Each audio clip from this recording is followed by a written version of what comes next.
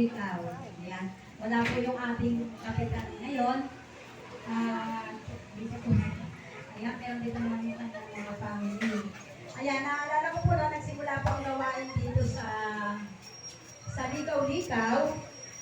Year 1991, kami po ay, kasi kami po, ang pamilya ko kami lang. Palipat-lipat po kami, parang pag-ganun. Ayan, kami po ay dati sa Sabang mong pinakatira, sino nakakadam doon. Pag-uwi po ako dito sa Likaw-Likaw, nakasabay ko po si Pastora Josie, yan, kilala nyo, ka-sister din. Mahaba po yung biyahe, pangarap ko po yung aming binababaan noon, kaya nakapagkwentuhan po kami about sa Lord. At sinabi ko po na dito po yung family ko, yung mga kapatid ko, ay gusto ko rin nakatira sila ng salita ng Diyos. At yun po, sumama po sila sa akin dito. At yun po, nagsimula po yung gawain noon, doon po sa bahay ni Brother Amang Panoon, doon po sa may doon. Ayan, parang si Jover pa lang.